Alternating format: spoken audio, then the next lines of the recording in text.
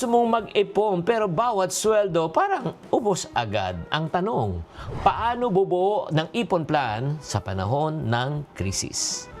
Hi there, this is Shinkitan, your pambansang wealth coach. Alam mo, naiintindihan ko na napakahirap po mag-ipon ngayon, lalo tumataas ang bilihin. Pero maniwala ka, ang pag-iipon po ay hindi lang sukatan sa kita kung meron ka bang sistema.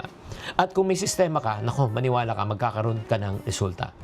Kasi nga, marami pong taong gustong mag-ipon. Pero yun nga, ang po nangyari, wala po kasing consistent na system. So, ipon now, gastos later. So, kung gusto mo talagang tamang sistema, itong unahin mo. Unahin muna natin ang budget. Hindi ka makakaipon kung hindi mo alam kung saan napupunta ang pera mo. Oo. Lista mo muna ang kita mo, number 1. Number 2, lista mo ang gastos mo. Okay? Kita at gastos. At kung may utang, lista mo rin.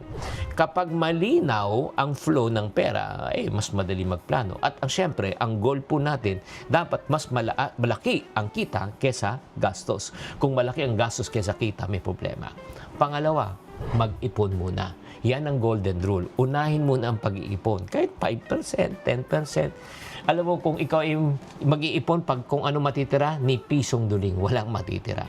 Pangatlo, mag-umpisa sa maliit. Kahit na 1,000, 2,000, 3,000, at least may naitatabi ka.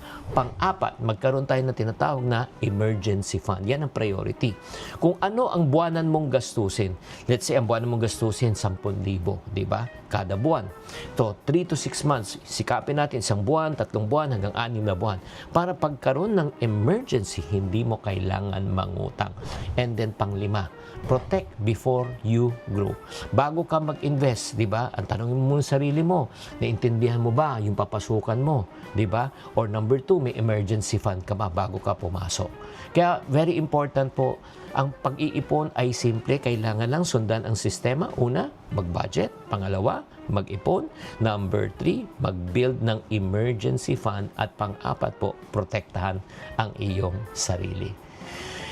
Sana naman nakatulong tong episode na ito. Simple pero mahirap gawin, pero tatandaan, tamang karunungan, tamang disiplina ang susi sa pagyaman. Buwan naman sa ating One Balita Pilipinas ngayong Martes, malaki-laki ulit ang rollback sa petrolyo ngayong araw. Pero transport groups tuloy pa rin ang protesta. Dumaraming naoospital sa Ubando, Bulacan matapos umanong mahirapang huminga dahil sa epekto ng sunog sa Navotas landfill. Isa patay. Impeachment laban kay Vice President Sara Duterte muling diringgin sa Kamara bukas. Habang sa The Hague, apila ni former President Rodrigo Duterte sa jurisdiction ng International Criminal Court sa kanyang kaso, inaasahan ng ilalabas bukas. Screening ng inaabangang kapatid seryeng My Best Friend Eman. Ilan sa mga nakapanood naging emosyonal. Mamaya, magkakasama natin ang ilan sa kanilang mga bida live. At one-on-one ng News 5 sa isa pang kababayan nating nagpasiklab sa Britain's Got Talent na si Cristel Herrera. Cristel, inaming hindi raw dapat siya tutuloy sa audition. Bakit kaya?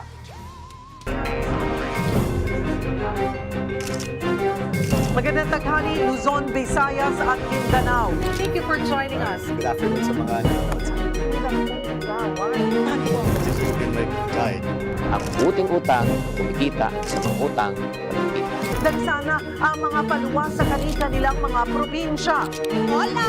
One Balita, Pilipinas!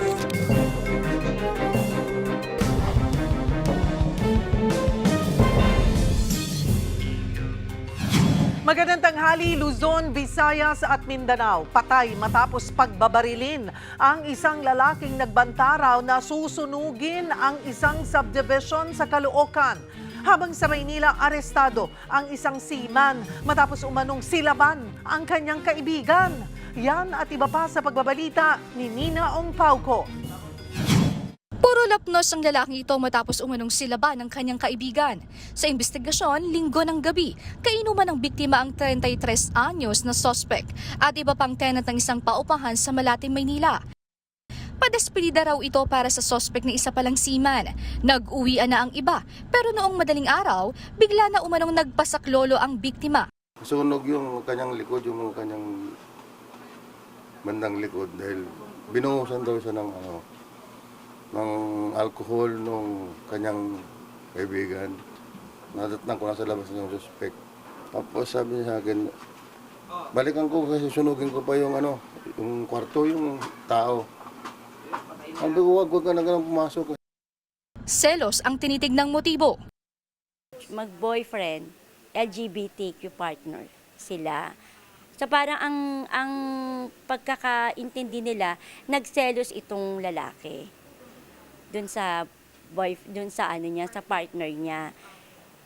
Kaya daw nagselos dahil may nagsasayawan sila. Yun yung naging cause, nagsasayawan sila. Kaya ang nangyari, bigla na lang daw binuhuson ng alcohol. So Nakatakas ang sospek matapos ang krimen, pero kinaumagahan, nagpunta pa raw siya ng presinto. parang ang nangyari kasi, inunahan niyang magreklamo yung totoong biktima. So siya, nag-play victim siya. Kung kukunin niya raw yung cellphone niya, yung maleta niya, at yung mga seaman's book niya. Ngayon, nalaman nga ng mga pulis na may iba pala siyang ginawa. Kaya ang nangyari, hinold siya. Dinala siya sa presinto. Naharap ang sospek sa kasong frustrated murder. Kita sa CCTV ang nakaputing lalaking ito na nakasandal sa poste at tila may hinihintay sa Barangay 8 South Caloocan kagabi. Maya-maya, nagtatakbong lumapit ang isa pang lalaki saka siya binaril sa ulo. Bumalagta ang dugo ang lalaki na agad nasawi. Napag-alamang una nang ipinablatter ng mga residente sa Millionaires Village ang biktima dahil sa pagbabantang susunugin ang kanilang lugar. Ang pagkakilala ko po sa tao na yon ay dumadayo lang po sa lugar na yon. Lasing po ito at sila ay binato ng bote at sinabi pong susunugin ang Millionaires at ilalockdown po ayon sa kanila. Nagsasagawa na ng backtracking para matukoy kung sino ang sospek sa pagpatay sa lalaki. Madaling araw ng Miyerkules sa Payatas Road, Quezon City, nasa pool sa CCTV na nagpapakarga ng gasolina ang puting sedan. Nang alisin ng attendant ang pump hose, bigla na lang humarurot ang sasakyan ng hindi pa bayad. Laking gulat ng babaeng attendant dahil 1,500 pesos din daw ang pinakargang petrolyo. Patungo raw ng Litex sa Barangay Commonwealth ang tumakas na driver. Tingin ng pulis, intensyon talaga ng motorista na hindi magbayad. Nang puntahan nila ang nakarehistrong may-ari na pag-alamang 2021 pa na ibenta ang sasakyan. Ang inaantay na lang po natin ngayon is mapadala niya tayo o mabigyan niya tayo ng copy ng deed of sale para po malaman natin kung sino po yung nakabili ng nasabing sasakyan. Posibleng maharap sa kasong estafa ang 123 na driver. Kapatid, para sa 1PH, Nina Ongpauco, News 5. At kaugnay ng balita tungkol sa nag-123 sa gasolinahan, kinumpirma ng Quezon City Police District na may 2 na aresto dahil dyan. Napag-alaman kasi na hiram lang pala ang sasakyan. Kaya kapwa dinakip ang nagmaneho pati ang mismong may-ari. Daan-daan na ang nabiktima ng isa na namang investment scam. Nalaman na lang ito ng mga namuhunan nang bigla silang alisin sa kanilang group chat. Para bigyan ng mukhang balita, Mobile Journal, Alexis Ebue. Nag-aalala ngayon ang mga nagpasok ng pera sa investment platform na Avante Consortium. Nasa dropshipping and forex trading daw ito. Mabilis silang nahikayat na mag-invest dahil nagkalat online ang posters ng kumpanya. Pero ngayon, hindi na mahagilap ang mga opisyal ng Avante. Ang problema, milyones ang pinuhunan ng iba, lalo't ang pangako ng kumpanya, tripling balik ng pera nila. Sinasabi lang nila na gano'n, no? Wala kang gagawin, kahit tulog ka, kikita ka. Which is, pinaranas talaga nila sa amin. Sa short period of time, papa-experience po nila, ma'am, na makapag-payout ka once, twice, or thrice, pero maliliit na halaga lang yon. Para mas ma-hook ka pa, maengganyo ka na dagdagan yung investment mo. Isang araw, biglang pinag-aalis daw sila sa group chat at deactivated na ang mga accounts ng mga taong sa likod ng Avante Consortium. Labis naman ang paghihinayang na nascam ng online seller matapos magpasok ng malaking halaga ng pera. Na po yata yung pinakamalaking na nilabas ko. Hindi po ako makatulog kasi ang hirap po isipin eh.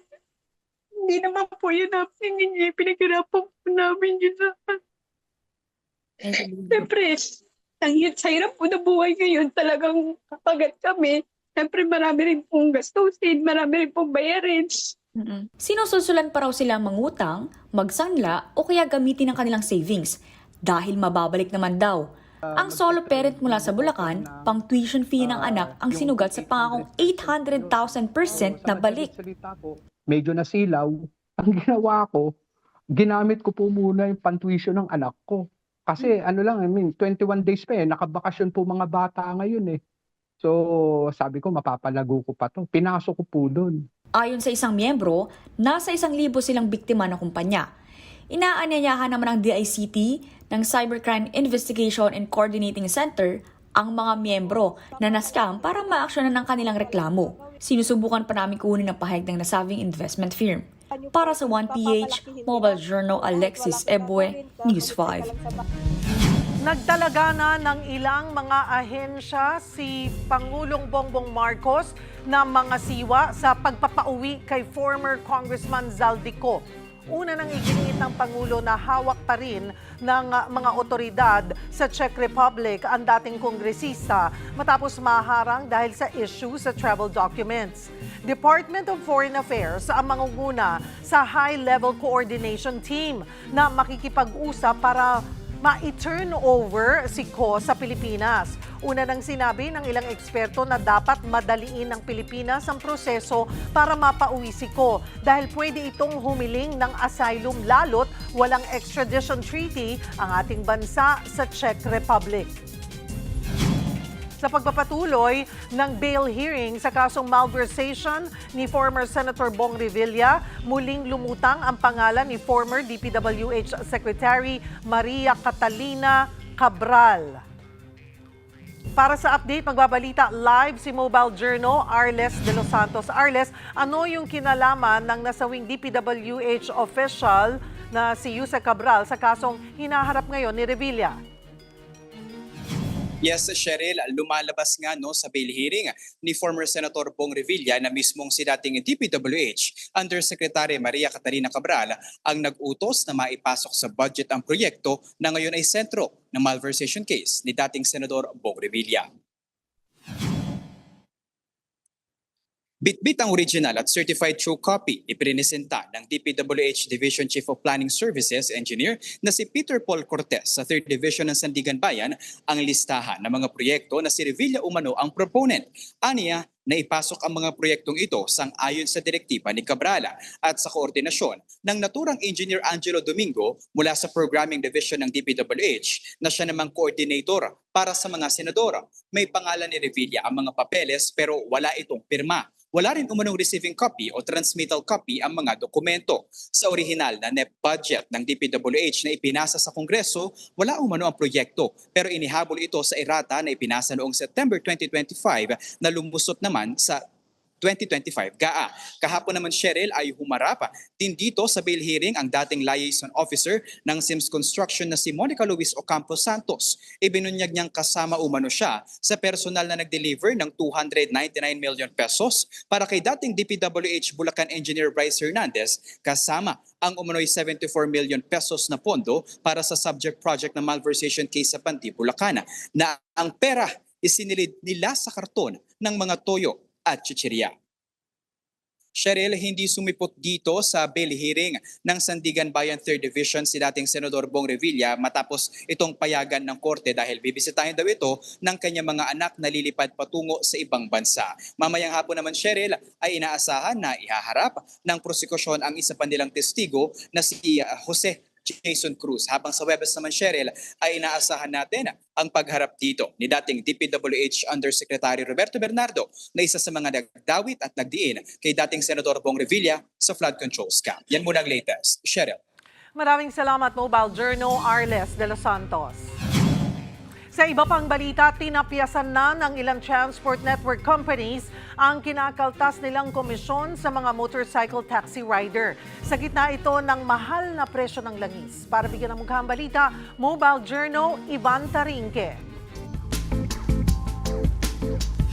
Bawas komisyon ang ipinatupad ng ilang mga TNC platforms bilang tulong sa kanilang mga partner rider at driver habang hindi pa bumabalik sa dati ang presyo ng petrolyo. Bumaba raw talaga ang take-home ng motorcycle taxi rider na si Nestor Sanchez mula nang magmahal ang petrolyo.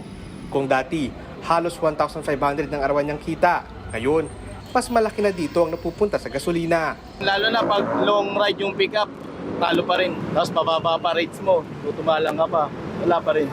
Kailangan masipag talaga tao. Rider, diskarte lang talaga. LTFRB na mismo ang nakiusap sa mga transport network companies. Bawasan ang komisyon na kinakaltas sa mga rider at driver. 2 hanggang 6% ang ibinaba ng ilang motorcycle taxi platform. May ilan ding TNVS companies na hindi na muna naningil ng komisyon. Ayon sa LTFRB, malaking tulong ito sa mga driver na araw-araw humaharap sa mataas na presyo ng krudo. Sa panig ng mga rider, ramdam na agad ang kaunting ginhawa. Mas maganda yung commission na lang, bawasan nila. Para at least ramdam namin. Kasi yung binigay sa aming ayuda, tutuusin, hindi kakayanin ng 1 linggo yun sa pamilyado eh. Sisikapin naman daw ng ilang mga TNC platforms na ipagpatuloy nila ang pagbawas para makatulong sa kanilang mga partner driver at rider. Sa makakaya natin po ibigay itong diskwento na to sa ating mga bikers, gagawin po natin para makatulong. Mga kapatid, Mobile Journal, Ivan Tarinque po, hatid ang muka ng balita. Kinumpirma ng Department of Migrant Workers na 2 overseas Filipino workers ang napatay ng kanilang employer sa isang hostage incident sa Beirut, Lebanon noong April 15. Ayon sa DMW, domestic helpers ang 2 biktima at kapwa matagal ng household service workers sa bahay ng employer. Sinabi rin ng ahensya na binaril ang mga ito habang nagaganap ang insidente. Inaresto na ang employer. Nakikipag-ugnayan na rin ang DMW sa Philippine Embassy sa Lebanon at mga lokal na otoridad para mabantayan ang investigasyon at pagsasampa ng mga kaso. Susunod, transport groups nagprotesta na rin kahit 2 beses nang nag-rollback ang presyo ng petrolyo. Yan at iba pa sa pagbabalik ng One Balita, Pilipinas.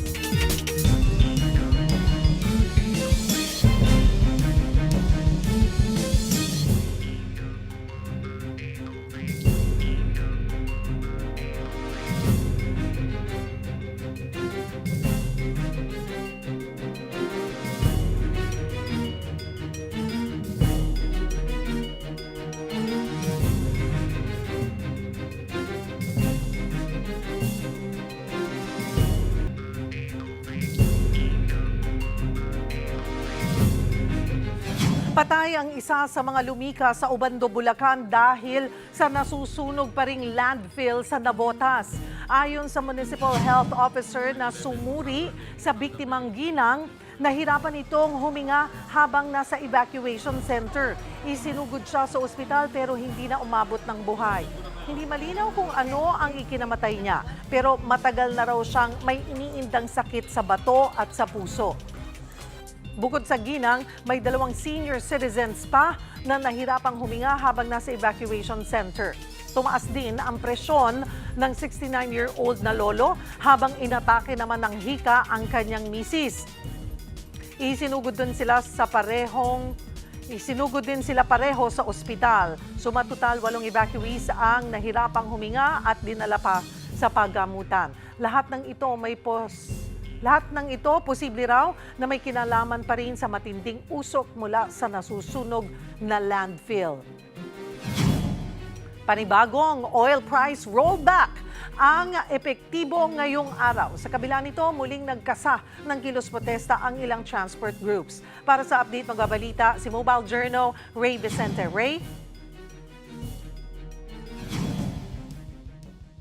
Cheryl, bagaman nagkaroon muli ng rollback sa produktong petrolyo ngayong araw, ay nagsagawa nga ulit ang grupong Manibela at ilang progresibong grupo ng tigil, pasada at kilos protesta dahil tuloy-tuloy pa rin daw ang kanilang panawagan. Sa 3 araw na transport strike, muli ang inilaan ng transport group na Manibela. Hindi pa rin daw kasi sapat ang panibagong rollback, kaya panawagan nila na bumalik sana sa 55 pesos ang presyuhan ng diesel kada litro. Kanina nga, nagsagawa sila ng kilos protesta sa Petropa, Commonwealth Avenue sa Quezon City, mula alas 7 hanggang alas 9 ng umaga. Ito ay para patuloy na kalampagin ang gobyerno ng excise tax at VAT tax naging pagpapasura ng oil deregulation law. Maliban dyan ay diniitin muli ng Manibela Chairman Marval Buena ang pagpapatupad na sana ng taas pasahe kasunod nga ng hirit ng Grupo Piston. Pero aniya ay sapat na raw sa kanila ang kahit 3 hanggang 5 piso na taas pasahe. Pakinggan natin ang kanyang pahayag. Never kami nanawagan talaga o nag-file ng petition. Nito na lamang nagkaroon ng krisis. Kasi alam namin yung dinaranas ng mga mananakay dahil commuter din kami. Commuter din tayong lahat. Nire-respeto natin yung ating kapatid na piston sa 10 piso. Pero para sa amin, sa nagdaang krisis, kahit man lang sana 3 piso hanggang 5 piso ay sapat na. Dumalo rin sa naganap na kilos protesta kanina si Piston Chairman Modi Floranda, kung saan nakiisa rin ang ilang progresibong grupo tulad ng Makabayan, Anak Pawis Party List, Bataan Party List at iba pa. Ani ni Modi ay hindi lang naman daw ang nawalang kita ang dahilan kung bakit 10 piso ang inihiling na pasahe. Narito ang kanyang pahayag. Mula noong October ng 2023 ay walang naganap na paggalaw ng presyo ng pamasahe. Hindi rin yung pagtaas ng presyo ng tuloy-tuloy.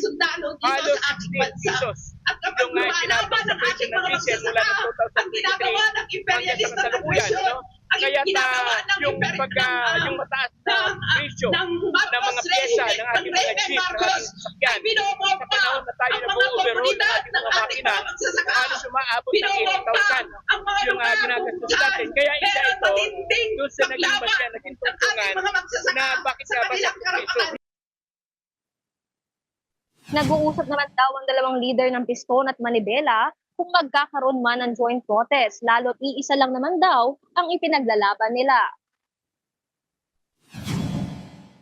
Cheryl, sa ngayon ay wala pa raw ikinakasa na panibagong tigil pasada at kilos protesta ang grupong Manibela pagkatapos nga ng huling araw nitong Huwebes. Pero tuloy-tuloy pa rin naman daw at hindi raw sila titigil hanggat hindi nga sila nakakakuha ng pagtugon dahil nga sa kanilang daing at panawagan. Cheryl?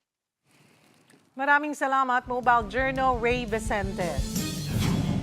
Nagdeklara ng state of calamity sa Cagayan dahil sa pagtaas ng presyo ng produktong petrolyo at matinding tagtuyot.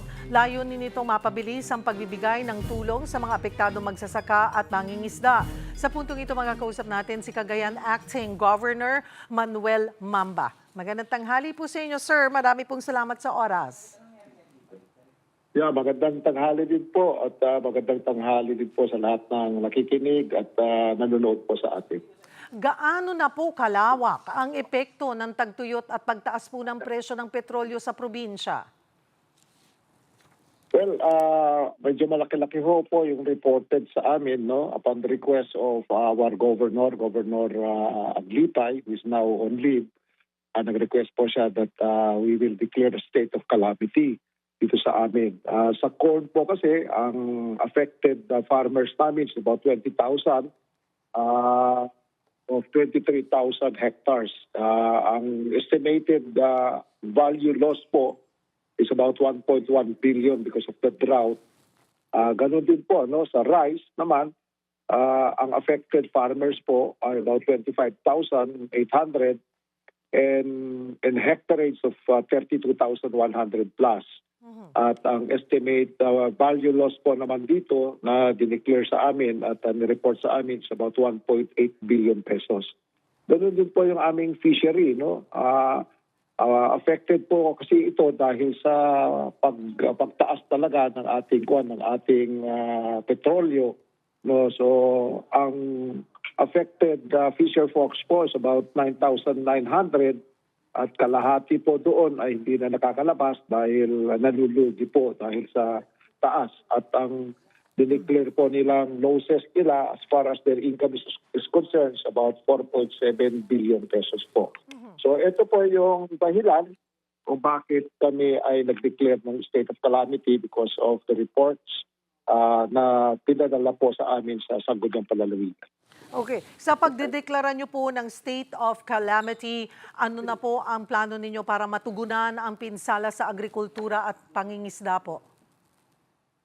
Well, hinihintay po namin si Governor to decide on all of these things kasi ang plano po namin, of course, we need the support of the national government na manggagaling din po sa kanila, and of course our local funds din po, including that of our local government units ng mga munisipyo dito sa amin para magtulong-tulungan.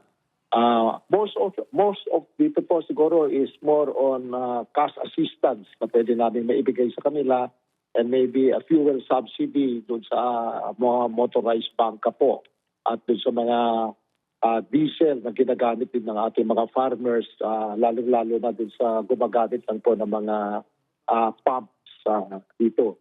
At kami po ay nagpapatulong din dahil may mga irrigation systems kami dito na nasira at kung sana ay mapapaspasan din ito para kahit papano ay makatulong din po, especially the Chico River Pump Irrigation Project. So, ito po yung klase ng subsidy na gusto namin na maibigay. At the same time, meron din po kaming mga no barangay left behind fund na ginagamit sa ating mga barabarangay, about 750,000 pesos per barangay per year. Ang plano din po naman dito is for them, matulungan sila to produce, lalong-lalo na yung mga backyard gardening, backyard chicken raising. Yun po yung usual na ginagawa namin pag nagkakaproblema ng ganito para pantawid ng income at pantawid ng gutom din po. And maybe some form of rice subsidy po to pagtawid ng gutom sa mga tao. So, ito po yung kinocontemplate namin, of course, with the big help from the national government. Opo. Doon po sa pagdedeklara ng state of calamity, gaano po kalaking budget ang maaari pong galawin o gamitin po ng provincial government sa pagbibigay po ng tulong sa mga apektado po nating farmers and fisher folks? Maliit lang po ito, about 5% of our 5 billion, as far as the province is concerned, maliit po yan, about 250 million pesos, and not all of that will go. Ang namin mapon dyan is about 30% of that, kaya maliit po. Pero ang maganda po dito sa aming probinsya kasi, meron kami talagang binibigay na subsidiya at tulong sa bawat barangay, 820 barangays at 750,000 each, na nagagamit po namin. But we have to realign this para kahit paano po ay magamit namin sa food production sa mga barangay at mga pudok-pudok namin dito. Aminado na po kayo na maliit na halaga, maliit na porsyento lamang po itong pwede nyong galawin. So paano po yung plano? Ang tansya niyo po, Vice Gov, ngayon na yung for the cash assistance and the fuel subsidy, more or less, magkano po ang maibibigay natin sa bawat farmer at fisher folk? We have to po yan, kung magkano talaga. Kasi ang mangyayari po dyan, we have to compare notes, Kasi ang barangay, meron din po silang calamity fund. Ang town, meron din po silang calamity fund. At ang province, may calamity fund. Ganun din po yung national. And that is why we have to compare notes kung paano natin i-distribute ito na kahit paano equitable whole distribution at yung mostly affected po. So, ganun po kasi yung natin dito.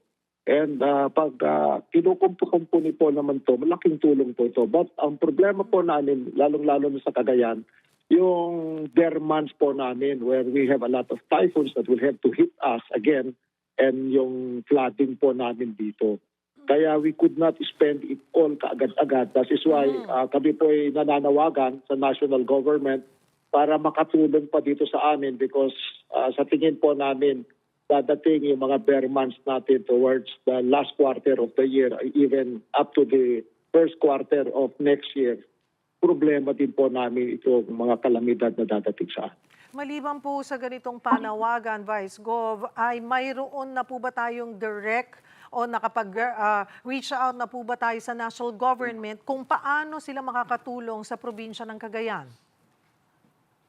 Opo. No, our governor before dito po ay nakausap niya naman po yung mga national agencies, especially Department of Agriculture, no, on the kind of help na pwede nila maitulong sa amin. Of course, the welfare office din po, no.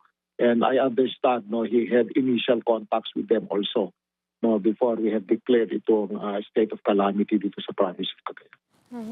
Gaano po katagal inaasahang mananatili ang state of calamity? Well, ang state of calamity po kasi stays on until ma-address po lahat kasi may rehabilitation phase po yan, no? Tuloy-tuloy po lahat po yan, no? All throughout the year. But we expect again, no, another series of calamities towards the end of the year. Ganito po kasi sa Cagayan, even during my time as governor, no, pag tinatamaan kami ng drought, most of the time, no, ay tatamaan din kami ng flooding at the same time, typhoons at even super typhoons towards the end of the year. Ano po ang mensahe ninyo sa mga residente ng Cagayan sa gitna po ng krisis? Sobra po yung crisis natin, no. Napaka-importante po na magtipid po tayo, no. At we have done already our initial plan, no, na wala na munang piyesta-piyesta, magpamisa na lang muna tayo. Produce more po, no, sa ating mga backyard garden, backyard animal raising, backyard poultry raising, at tutulong po ang provincial government towards this end. Kaya double po yan. Nag-uuwian din po ang ating mga OFWs from the Middle East. There is so much unemployment din po. Ang importante po, magtulungan tayo, magtipid tayo, and if we could produce on our own, lalong-lalo yung pagkain, yun po pinaka-importante sa atin. At iwasan po natin ang bisyo.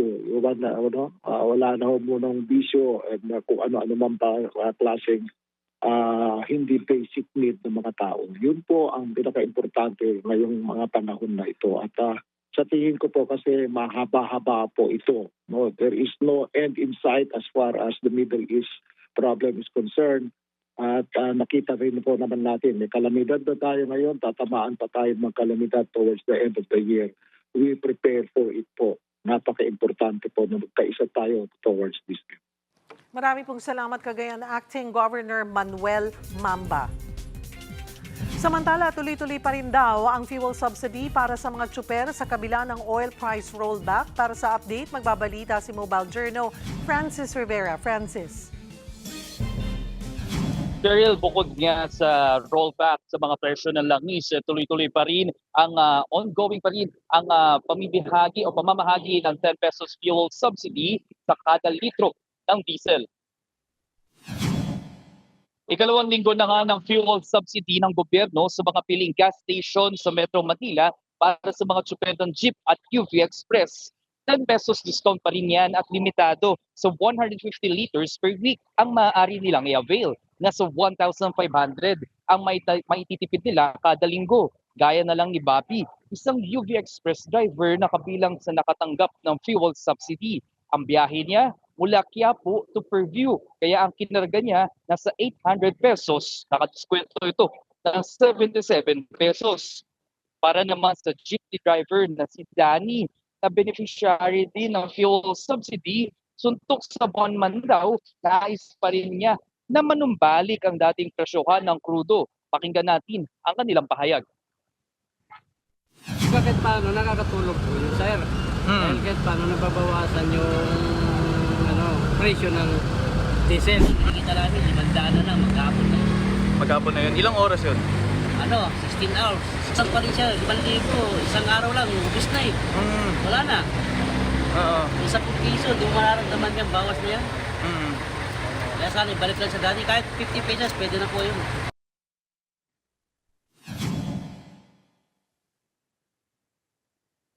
Kasabay pa rin ito, Cheryl, nagsabi na ang Department of Energy na magtatakda sila ng price limit sa produktong petrolyo. Mandatory raw ang pagsunod dito ng mga gas companies at may penalty raw sa mga lalapag. Tuloy-tuloy rin ang delivery ng supply ng langis sa bansa ngayong araw.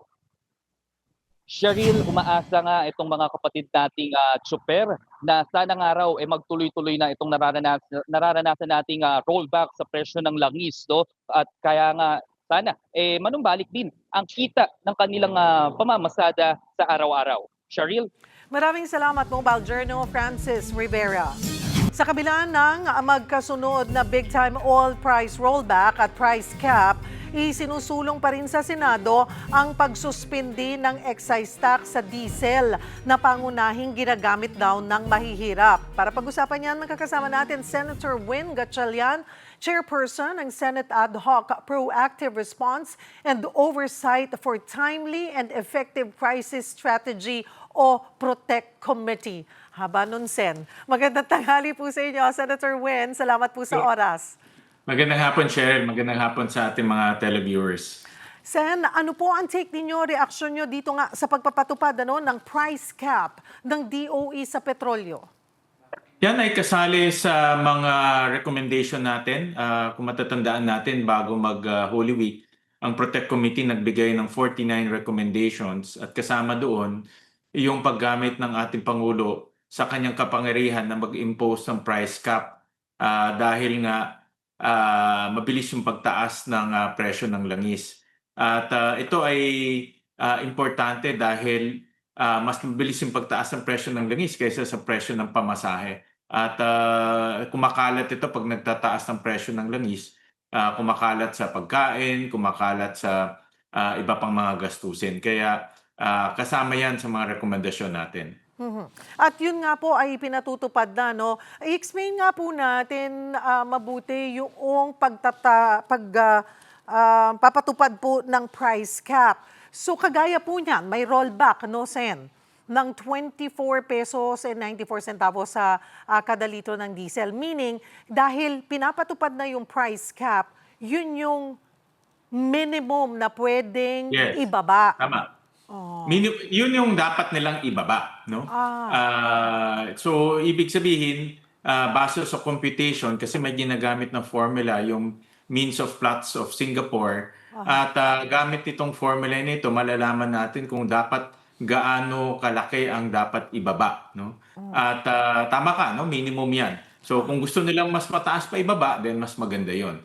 So gobyerno na ngayon ang nagdidikta kung gaano kalaki ang dapat ibaba, at sila rin magdidikta kung magtataas dahil minomonitor ko yung presyo ng langis, tumaas na ng 5% sa global prices again, no? Dahil nga hindi naging maayos yung pag-uusap sa pagitan ng Amerika at Iran. So, ni-expect natin baka tumaas yan in the next few weeks. So, pero may formula naman. So, maganda na gobyerno na ngayon ang nag-i-intervene o pumapasok para hindi labis-labis yung pagtaas ng presyo ng langis.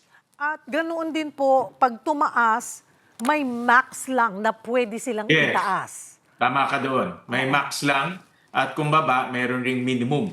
No? So, ibig sabihin nga, pwede silang max lang, so pwedeng mas mababa yung pagtaas nila, minimum yung pagbaba, kaya pwedeng mas malaki pa yung kanilang pwedeng ibaba. At ito pong ganito na pwede na palang i-compute, ang reaksyon ng ilan po kasi, bakit hindi pa ginawa? Wala naman pong nababiolate sa oil deregulation law, di ba? Para gawin ito ng pamahalaan, yung paglalagay po ng price cap. But hindi pa raw pinatupad noon pa na ang Department of Energy. Kasi sabi nyo, na-mention nyo nga po, isa ito sa recommendation ng Senado na gawin. Yes.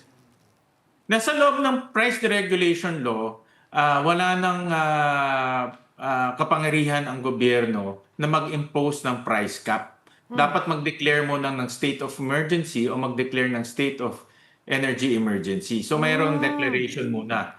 No, hindi yan pwedeng laging gamitin dahil nga ang sinusundan natin ngayon ay yung tinatawag nating free market, laban-laban sila. Pero dahil nga abnormal ang situation ngayon at hindi natin masabi yung mga susunod pang mangyayari, nag-declare ng state of emergency. Dito lang pwedeng gamitin ng gobyerno ang kanilang kapangyarihan na mag-impose ng mga ganitong price cap. Kaya ngayon ay nangyayari na nga po. Correct. Hindi yan pwedeng gamitin in normal times. Abnormal ang sitwasyon ngayon dahil una-una, hindi mo alam kung may dadating na krudo. At pangalawa, hindi mo rin alam gaano kataas o gaano kalaki ang ibababa ng presyo ng krudo. Ayun nga, katulad ng sabi nyo, ngayon sarado na naman ang Strait of Hormuz. Correct, correct. So, Dati last week nagbukas, ngayon nagsara. Baka mamaya magbubukas ulit. So talagang napakahirap pa ma-predict o masabi kung ano yung mangyayari. Pero do you still think na tingin nyo kailangan pa rin suspindihin yung excise tax po sa diesel, Senwin? Ako, yan ang aking pananaw, no? Dahil kung titignan natin bago nagkagera, ang presyo ng diesel ay around 60 pesos per liter. Ngayon, mataas pa rin, mga 100 plus, no? 110 peso per liter. So mataas yung pinanggalingan nito. At yung pagsususpinde, makakatipid tayo ng 6 pesos plus yung additional pang pagbaba, plus yung additional pang mga tulong. So, ang konteksto kasi nito, Cheryl, hindi pa naman nagtataas ng pamasahe. So hangga't hindi nagtaas ng pamasahe, ipit na ipit ang ating mga drivers na gumagamit ng diesel. Naniniwala po ang Department of Finance na mas makikinabang daw yung mayayaman kung aalisin o tatapyasan yung excise tax sa diesel. Ano po ang take nyo on this? Hindi ako sang-ayon dyan dahil base sa pag-aaral, karamihan pa rin ay gumagamit, karamihan ng public utility vehicles ay diesel ang ginagamit. Pati truck, pag ng mga nagde-deliver ng gulay, ng baboy, ng manok, diesel lahat ang ginagamit. So ito ay talagang kumbaga ginagamit to ng maraming mga public utility vehicles.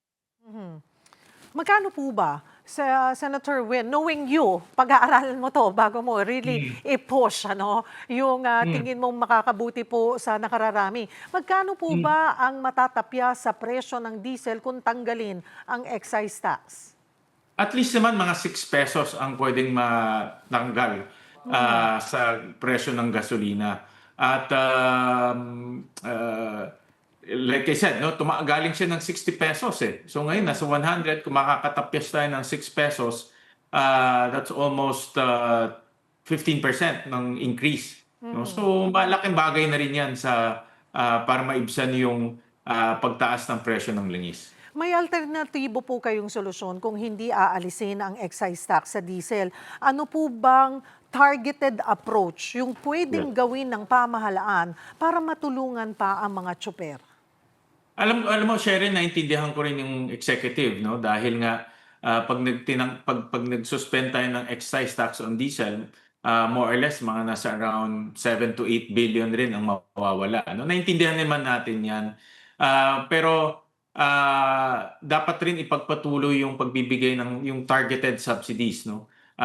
Isa sa mga nakita kong effective na ginagawa ng Department of Energy yung pagbibigay ng diskwento, may 10% discount, 10 peso discount na ibinibigay sa mga tsuper ngayon. Mabilis yan, effective, dapat palawakin pa. Yung isa rin na effective na nakikita kong ginagawa in service contracting, kung saan assured na yung kita ng mga drivers natin. So itong dalawa ginagawa rin, but of course hindi kasi covered yung logistics companies, hindi rin covered yung mga ibang mga sasakyan na ginagamit para sa delivery. So that's why pinupush ko pa rin na masuspend yung diesel excise tax. Isa sa pangmatagalang solusyon sa pagpapababa po ng presyo ng krudo, yung pagbabasura ng oil deregulation law. Ito ang sinasabi ng ilan. Tingin niyo po ba kaya itong makalusot sa Senado?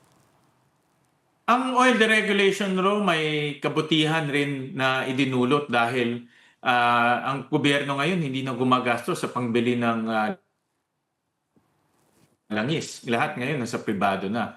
Pero aminado ako, dapat rin amendahan yan para may ngipin ang gobyerno. Hindi pwedeng ibigay lahat sa private companies. Lalo na pag ganitong abnormal ang situation. Hindi normal yung situation. So, importante na meron pa rin ngipin ng gobyerno dahil yan rin ay tinanggal sa oil deregulation law. Kaya ngayon talagang kung ano isubo sa atin ng oil companies, yun lang ang ating kinakain. Lipat naman po tayo sa ibang usapin, Sen, impeachment po. Nasa Kamara na ang bola, pero ano po ba yung mga preparasyon na ninyong ginagawa dyan sa Senado kung sakaling iakyat na nga sa trial itong reklamo laban kay VP Sara? Well, minomonitor ko mabuti yung hearings at of course yung ebidensya, yung testimonies. Lahat yan, Cheryl, will boil down to the evidence. No? Hindi lang testimonya. Importante rin yung ebidensya mapapakita, importante rin yung mga corroborating evidences. So, importante lahat yun. At minomonitor namin ng very closely no, itong proceedings sa Kongreso. Nasa kustodiya na raw, puntahan ko naman yung kay Zaldico, nasa kustodiya na raw ng mga otoridad sa Czech Republic si Zaldico. Pero marami pa rin kung may question, totoo ba ito? Sana may proof of visuals or proof of life, may photo man lang na may pakita. Pero dito po sa nakikita niyong ginagawa ng government, ay sapat ba ito or ano pa sa tingin niyo ang dapat na maging hakbang ng pamahalaan? Siyempre, ang ini-expect ko dyan, Cheryl, gagawin ni Zaldico ang lahat para hindi siya makabalik dito. Kasi kung bumalik siya dito, kulong siya kaagad. No? Meron na siyang kaso sa Sandigan. So gagawin niya lahat ang legally possible in Prague, in the Czech Republic, para maiwan siya doon. Pero ganun rin, ang ating bansa dapat gawin din lahat para mapabalik siya dito. Unang-una, para makamit natin ng hustisya. Hindi natin pwedeng iiwan lang yung mga ganitong mga kriminal at corrupt officials na nagtatago at ginagamit yung kaban ng bayan sa pagtatago. At pangalawa, kung mayroon pa siyang pwedeng isiwalat o sabihin kung sino pa yung mga konektado dito at paano naging ganito kalaki yung corruption na nangyari sa ating bansa, dapat niyang gawin yun. Kung nandito na siya, tingin ko wala na siyang ibang choice kundi magsabi ng totoo at ibunyag pa rin no? yung modus operandi na nangyari itong huling mga taon. Marami pong salamat sa inyong oras. Thank you, Cheryl. Thank you, Senator Win Gatchalian. Bukas muli.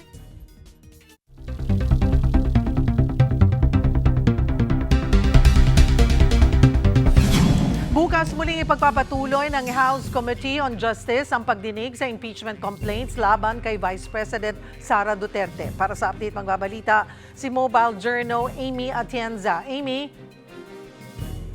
Cheryl, naghahanda na nga ang House Justice Committee para sa ikatlong araw ng pagdinig hinggil sa mga inihaing reklamo laban kay Vice President Sara Duterte.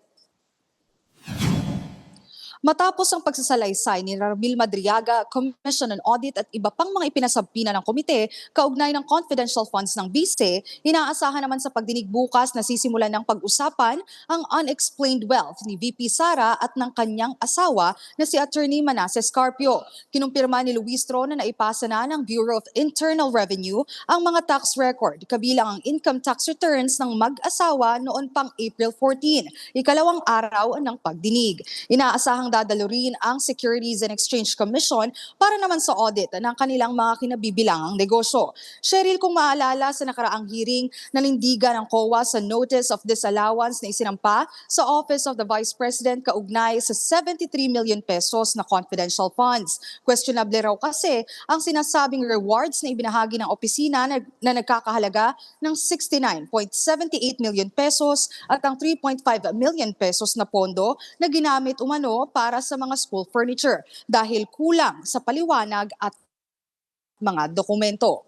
Cheryl, kung sakaling ang matapos na ang mga pagdinig sa committee level ay iaangat na nila ito sa plenaryo para mas matalakay pa ito ng buong Kamara. Cheryl? Maraming salamat, Mobile Journal Amy Atienza. Inaabangan na rin ang desisyon ng International Criminal Court Appeals Chamber kaugnay sa apilan ni dating Pangulong Rodrigo Duterte. Ito ay kung may legal na basehan ba ang paglilitis ng ICC sa kasong crimes against humanity laban kay Duterte kahit kumalas na ang Pilipinas sa Rome Statute noong 2019. Bukas sa alas 5 ng hapon dito sa Pilipinas, inaasahang ilalabas ang desisyon. Susunod, mga bida ng kapatid seryeng My Best Friend Eman. Makakasama natin live dito sa studio. Yan na at iba pa sa pagbabalik ng One Balita, Pilipinas.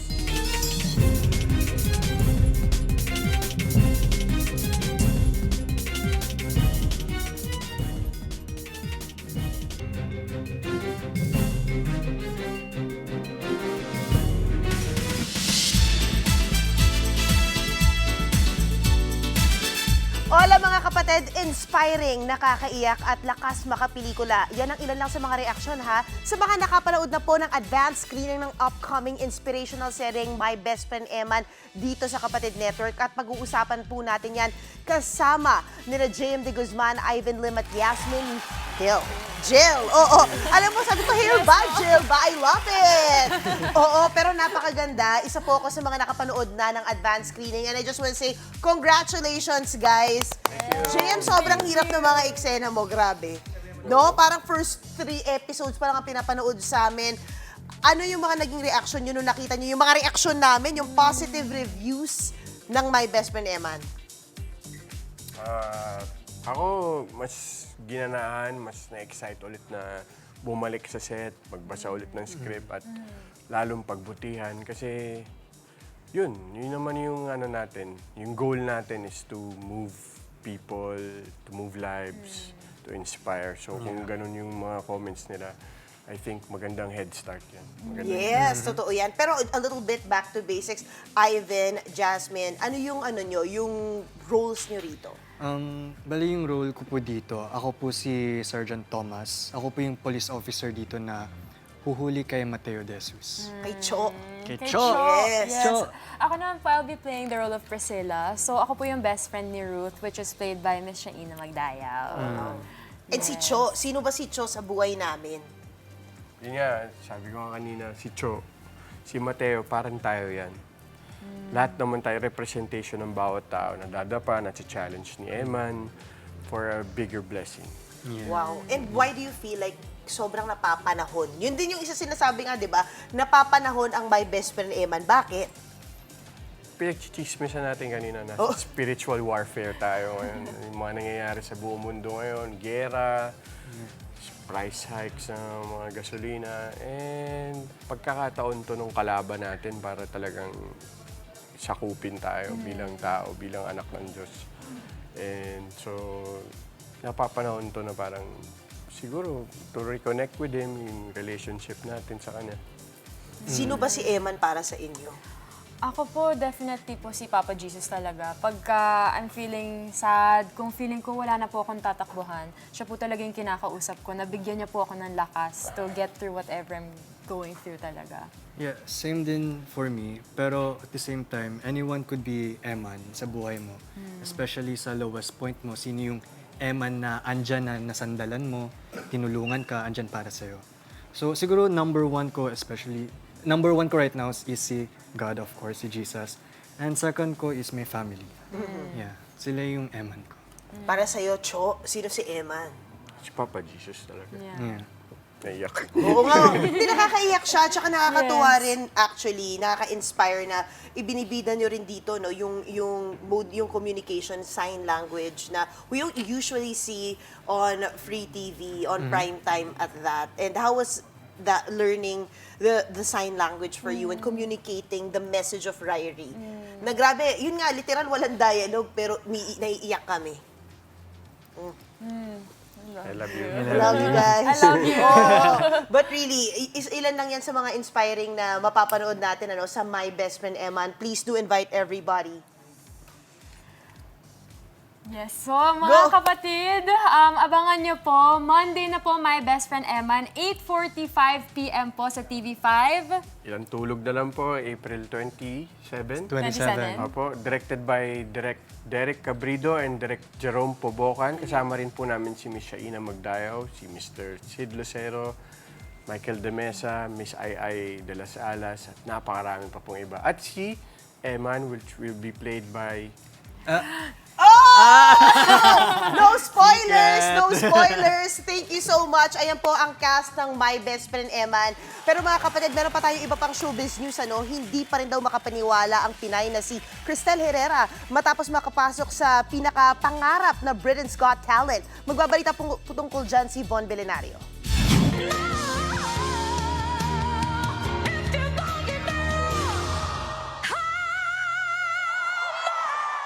Napamangha ni Cristel Herrera ang mga hurado sa sariling rendition ng Run to You ni Whitney Houston. Sobrang viral ang auditions ni Cristel sa Britain's Got Talent, pero hindi pa rin daw siya makapaniwala sa 4 yeses na nakuha. Pinangarap ko lang ito dati. hindi ko inisip na mangyayari. Nakikita ko yung video, pero hindi siya nagsisink in sa akin like, it's me. Laking Quiapo, Manila si Cristel. Bata pa lang, kontesera na. Nakapangasawa, lumipat sa United Kingdom for 6 years na at doon ipinagpatuloy ang pagiging performer at theater actress. Pero sa isang punto ng ating panayam, inamin ni Cristel na gusto na niyang sumuko sa pag-awit at ang BGT ang huli niya sanang alas. Muntik na nga raw siyang hindi makakanta noong auditions dahil nawalan siya ng boses. That's my 3rd audition for BGT. Yes. And I got rejected before. I'm listing stuff of what I can do kasi I'm planning to quit singing. And then BGT came. And then I was like, okay, I'll try it one last time. Pero tanong ng ilan, bakit daw hindi sinabi ni Cristel sa auditions na siya ay Pinay? Heto ang sagot niya riyan. Sobrang proud ako maging Filipino. Like, sa mga nakatrabaho ko, alam nila na super proud ako maging Filipino. Masaya si Cristel na dalawa sila ni Mati Hunyosa na iwinawagayway ang bandila ng Pilipinas sa BGT stage. Hanga din niya tagumpay ng kapwa Pilipino sa kompetisyon. To be able to be there with the Filipino, with the same wittiness and then culture. I mean, I will be honored if I'll do the live shows with Mati.